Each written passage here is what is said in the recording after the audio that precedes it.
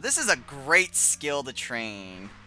Just me, gathering energy, and memories, and these chronicles that give a very good amount of Hunter XP.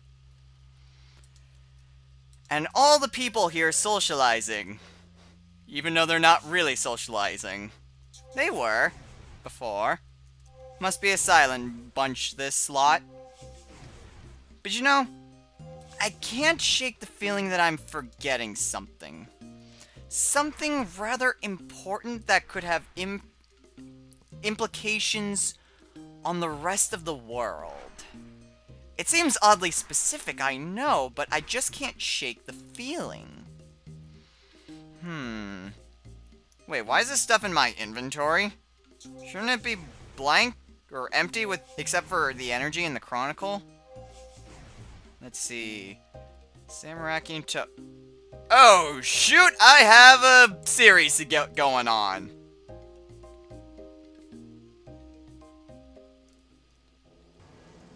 What's up, everyone?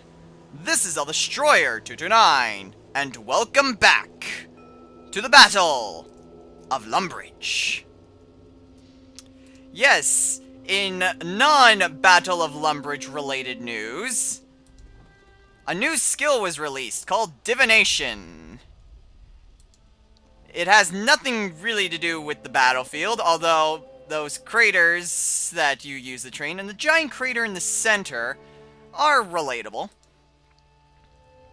It's a pretty interesting skill. I mean, people say like, oh, it's too slow to train, blah, blah, blah. But you know what? I think that it's actually pretty fast-paced. I mean, in 2 days, I've gotten close to level 60, which is not something I can usually say about skills. Now, before I get anywhere, there's a guard here. Elite Lumbridge Guardsman. Oh, dear. Okay, what does he have to say? Greetings, adventurer. Duke Horatio has recently provided us guards with advanced training as well as much improved swords. Son of a gun! I feel much more confident in our ability to defend Lumbridge now that we actually have proper equipment and training. Damn it, people! Quit choosing the most expensive options! Damn it, I was afraid that would happen. I kind of saw things in the forums, and other people are getting seriously pissed off about this. I mean, yeah, the most common counter-argument is that, oh, I want to see Lumbridge burn. But that's not how you do it. Goodness gracious, okay, so, previously, yep, do both. So now we're down to 35,000. Okay, so... Calm yourself, Destroyer. Calm yourself. You must be calm and collective in this time of trials for Lumbridge. Okay, so, this week, as we always start out with the Duke, his question is, should we request magical protection for the town and castle? We have 35,000 GP left, and our options are, bring in ZMI Mages. Now, for those of you who don't know, ZMI stands for the Zamarakian Magical Institute. What they do, basically their area in the game is the, crap, I forget its name. But it's a special rune crafting altar where you can use to make any sort of runes. You basically take pure essence, which is the base for making runes, up to this altar, and it will randomly make runes for you. It's completely random. The higher your level, though, your rune crafting level, the higher chance that you have of getting higher level runes. So that's basically where they are. So Zamarakian mages, ask the druids for wardsmen, okay. Ask Papa Mambo for help. Now Papa Mambo,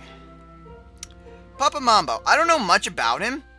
I know he's associated with the Jodinkos, which are higher level hunter creatures, and also with higher level farming techniques, I believe.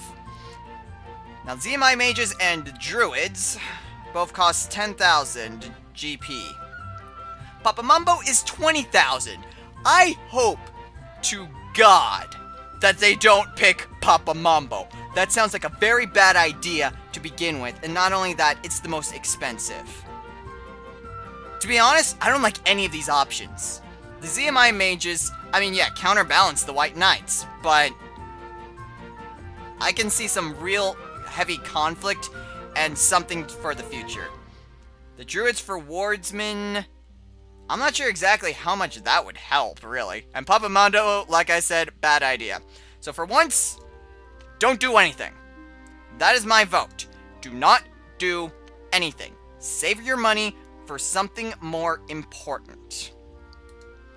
Okay, and what can I go in? You know what? I was doing well with putting into Strength XP. And my Strength level is level 97, so I'm almost gotten my second 99. And that is kind of a goal of mine, is to get both my second and third 99. Second being Strength, third being Fire Making. The first one was Cooking. So Strength XP, yes. 33,390 bonus XP. Hooray! I can use that when I go do some training. Man, I still can't believe that. Like, you look at the previous weeks. Like, none of these. You see, all the blue things are mine, what I voted for. The green things are what was voted on. None of these. No option has been what I have been asking for. So please, I hope people are sensible. To be honest, I think people are going to be divided on getting the ZMI and doing nothing. And Papa Mambo is just going to win. Which saddens me to no end. Because, damn it, we need to save our money. Okay, but now that we've taken care of the Duke, in terms of my progress in the Zamorakian side, I have kind of decided to change up how I want to do this. Because I noticed that you don't have to waste bank space in getting the War Priest set. So, while I haven't bought anything on the Zamorakian side yet, I do plan on buying them once I get tier 3. And right now, I've gotten a rune token, so I can go talk to Moya and grab her dialogue. I've also managed to get all 3 of the cosmetic override items. Which is really funny, because I actually got 2 of them, like, within 4 kills of each other, which was kind of amazing. And I've gone up from having, like, 5 metal fragments to 700. About 300 of those were within about an hour. So yeah, I think I've been making great time, especially with how much divination I've been doing. And there isn't really much to do on the battlefield. The next voting option hasn't finished yet. But let's go ahead and talk to Moya, Zamorak's general. It's good to see you. I've noticed your loyalty. How can I help you? Well, how's the battle going? We're doing well, but the battle is close. You must do all you can to gather as many tears as possible. Right, except I'm truly on Saradomin's side. But I have some questions about the gods. What's your opinion of Zamorak, considering that he's the one that you follow? Zamorak is the greatest god. He is not the evil enemy that you may have heard. My own dealings with Zamorak have shown me that if you accept him as your lord, he will share the power and both you and he will benefit. As a loyal follower, I know you've begun to see the wisdom in this. But humans often fear what they do not understand, and hate what they fear. Right. Loyal follower. About that, what's your opinion of Saradomin? Hey, what do you think about your arch nemesis? Saradomin? Zamorak has shown me power and understanding beyond anything that pretender can offer. Saradomin offers scraps to his lapdogs, and they believe he cares about them above himself. He's a liar, a fraud, a false god who deserves neither power nor respect. I will be glad to dance on his grave when Zamorak crushes him like the beetle he is. Okay, you really hate Saradomin. Then again, that's not very surprising. Well, what do you feel about Guthix? I should be happy about the demise of Guthix. He prevented our Lord's return for far too long.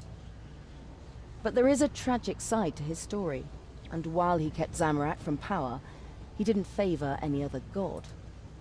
Perhaps he too had a chaotic side. Not really. However, Guthix believed in balance. To balance out order, you must have chaos. So I guess in a sense, Guthix tolerated chaos in the respect that it balanced out order. Well, I have some questions about you. Very well. What do you want to know about me?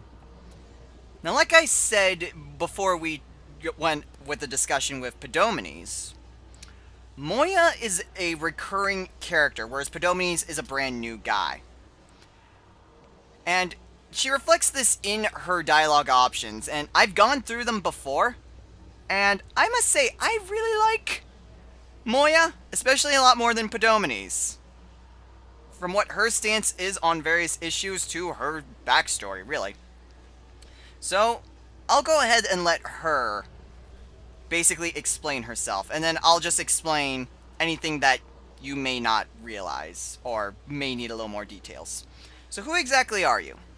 Who am I? What an odd question. I'm Moya.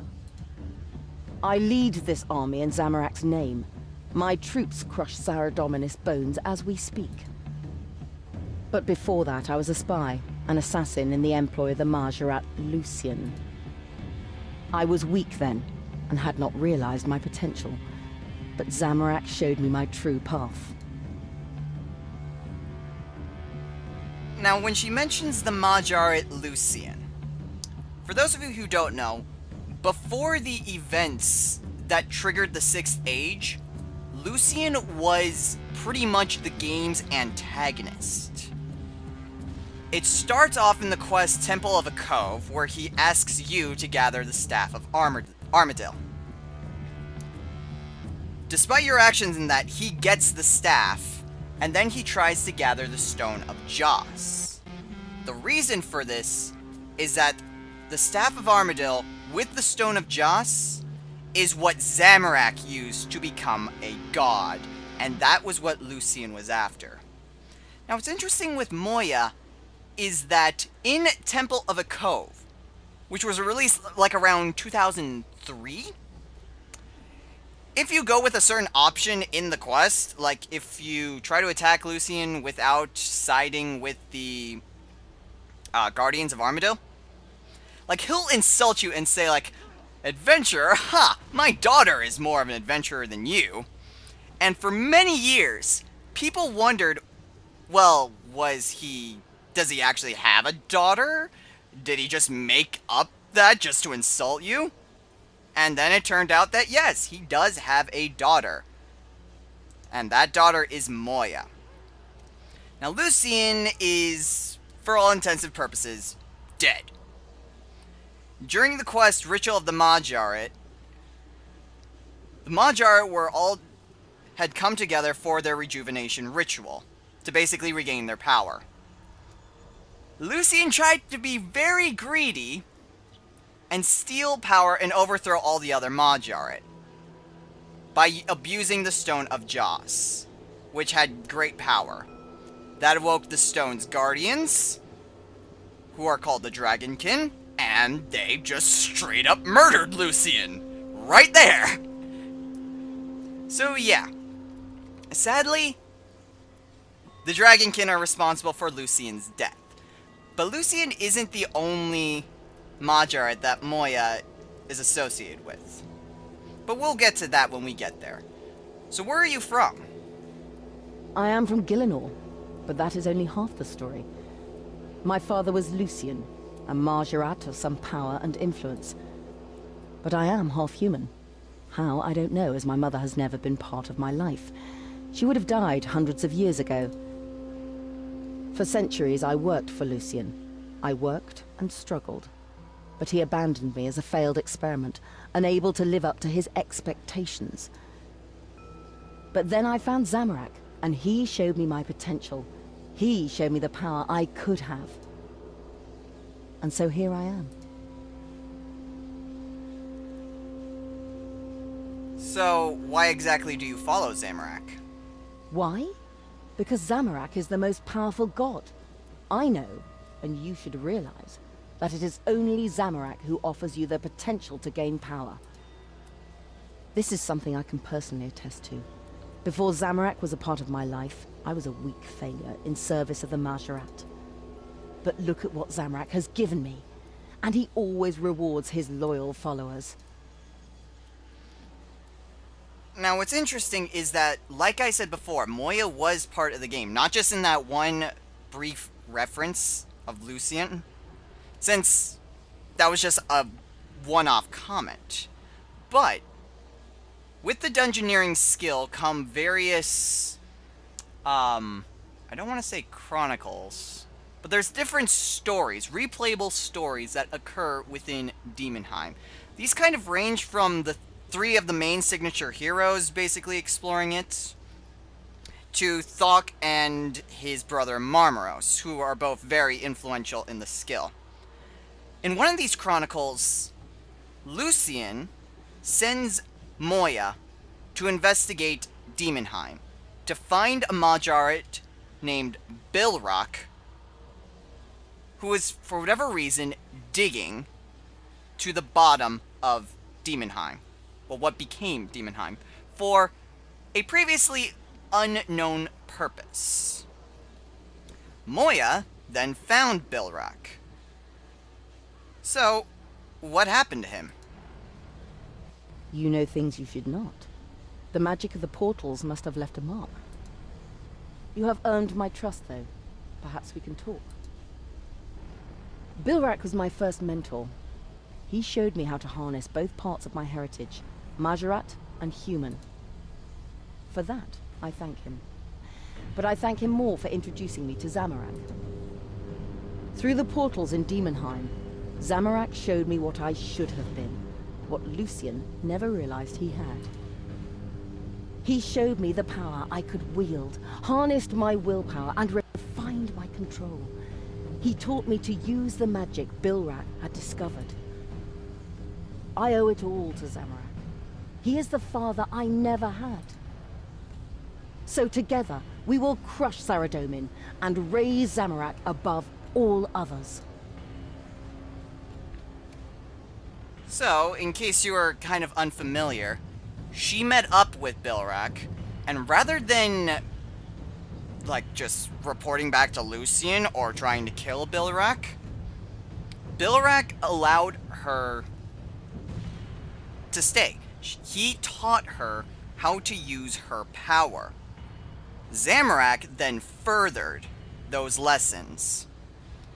Now, what's interesting is that when a Majorat dies, they release this incredible surge of power.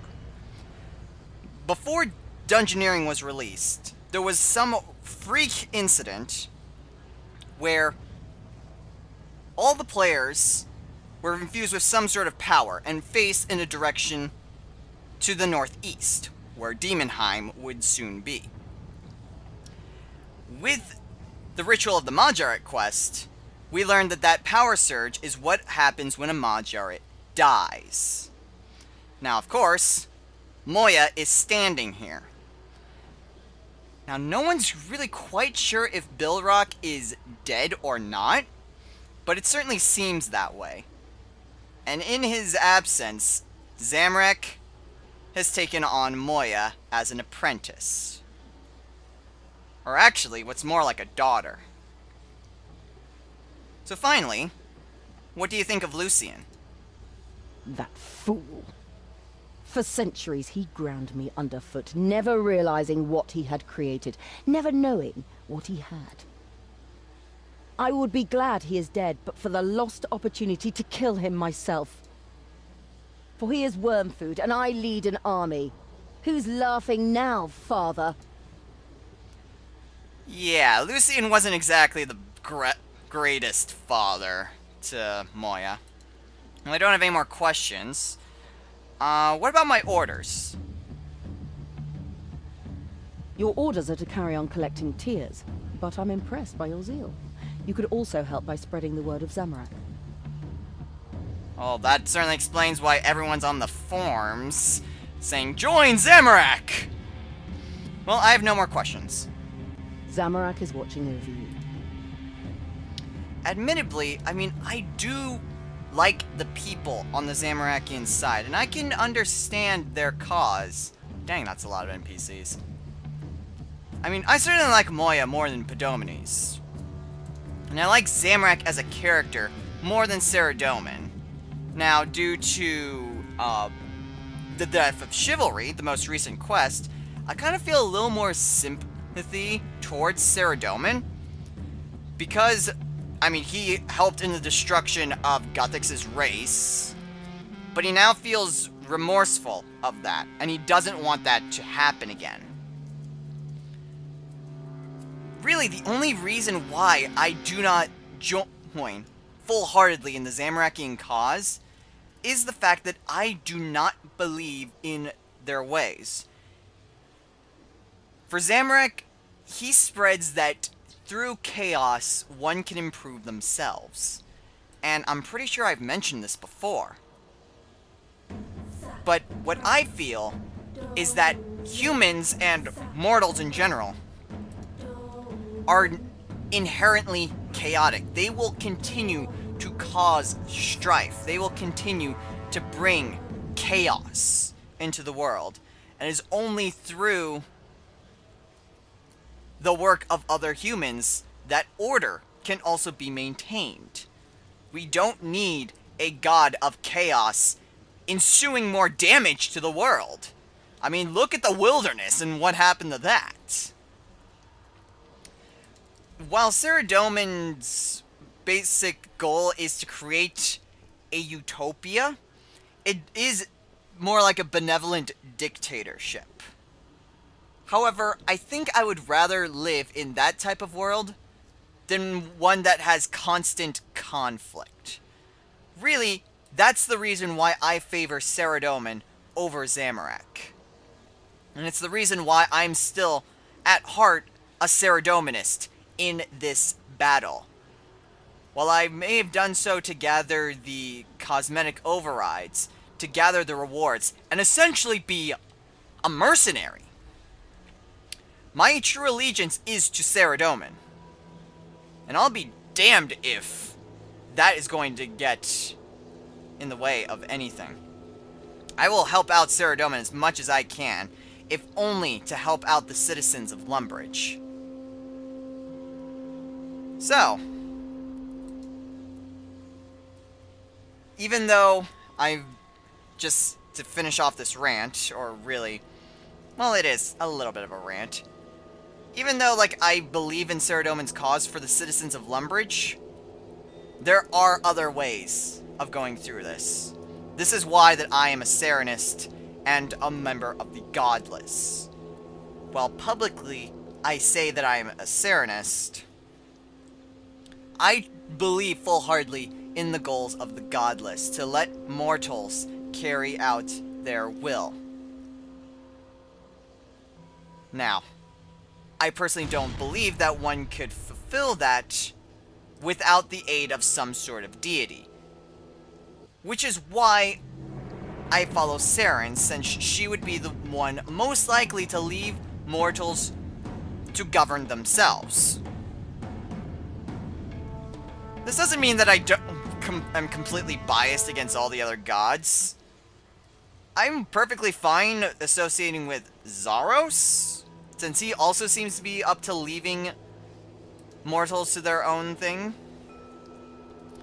And I have my eye on Armadil. I have no idea exactly what Armadil's goal is, so I'll keep an eye on him, but for Bandos, for Saradomin, for Zamorak, my goal is clear. I do not really like any one of them, though I can be sympathetic towards their followers and to the gods themselves. what they believe in and what they want to create is not what I want for the world. So I will help out whatever it takes to get these gods off of Gielinor. And whatever gods remain will be the ones that help mortals leave it to themselves. So, with that little speech out of the way, next week on the Battle of Lumbridge, I'll show you guys what a true battlefield looks like. So until then, everyone, take care.